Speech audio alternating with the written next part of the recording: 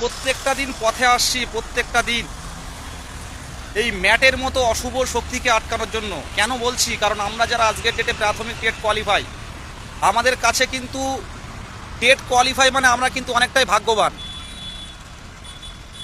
আমরা কিন্তু অনেকটাই ভাগ্যবান যে আমরা আজকের ডেটে কিন্তু টেট কোয়ালিফাই করে আছি। তো টেট কোয়ালিফাই করতে 2014 যারা এখনও পর্যন্ত কোয়ালিফাই লেখাটা দেখতে পায়নি, তারা কিন্তু প্রচুর প্রচুর ফান্ডিং দিয়ে 5,000, 7,000, 10,000 ফান্ডিং দিয়ে তারা কিন্তু ম্যাট 1594টা কিন্তু আটকানোর জন্য কিন্তু তারা উঠে পড়ে লেগেছে।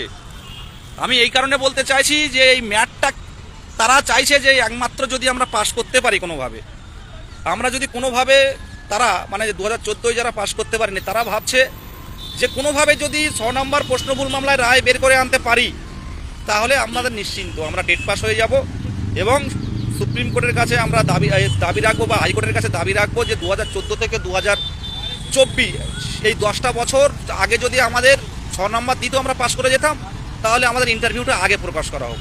তখন কিন্তু 22-এর নিয়ে কোনো কথা হবে না, কারণ টেট আর রিক্রুটমেন্ট সম্পূর্ণ আলাদা বিষয়।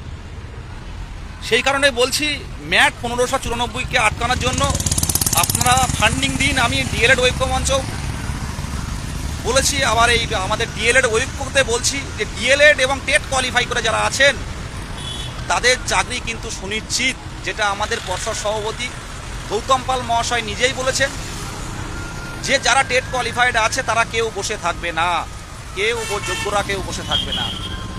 তাই অনুরোধ করব, এই ফেব্রুয়ারি মাসে কিন্তু আমাদের ম্যাট ওঠার সম্ভাবনা আছে। তো ম্যাটটাকে নির্মূল করতে আমাদের কিন্তু পথে আসতে হবে। প্রত্যেকটা দিন আপনারা দেখতে পাচ্ছেন যেভাবে রাজপথে কিন্তু আমরা আছি। ম্যাট 1594 আমাদেরকে ঘুমোতে দিচ্ছে না। ম্যাট 1594কে না আটকাতে পারলে আমাদের সমস্যা কিন্তু আরও তৈরি হবে। যাই হোক, আমি এটুকু বলবো, ডিএলএড ঐক্যকে বলবো, যারা ডিএলএড টেট কোয়ালিফাই করে আছেন আপনারা আজকেই কিন্তু ফান্ডিং দেবেন, আজকেই কিন্তু ফান্ডিং দেবেন আপনারা। কারণ আমাদের লড়াই শুধু একদিনের জন্য নয়, কিন্তু দিনের শেষে কিন্তু আমাদের চাকরিটা পেতে হবে।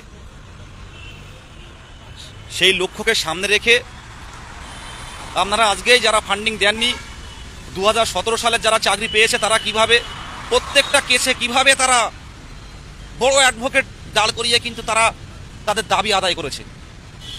আমাদের ফান্ডিং, যথেষ্ট ফান্ডিং কিন্তু ম্যাট পারপোজ নেই। তাই বলছি ম্যাটের ফান্ডিং আপনারা দিয়ে ম্যাটটাকে আটকান। যারা দেননি ন্যূনতম 500, বেশি হলেও দিন। আজকে আমার লাইভ দেখে বলতে নেই, আজকে আমার লাইভ দেখে পুরুলিয়া থেকে আমার এক ভাই, বাবা ক্যান্সারে আক্রান্ত, মারা গেছে বাবা।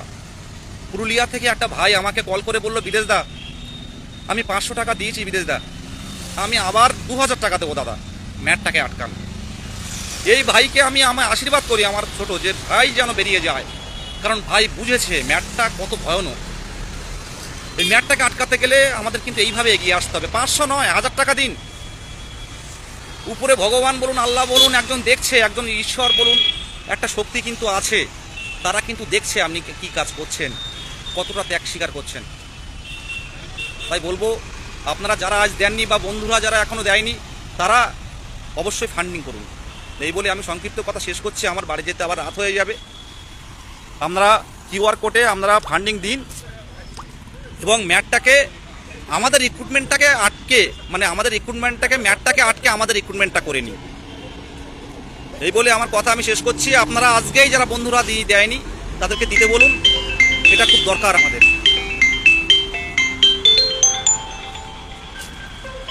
এই বলে আমি শেষ করছি।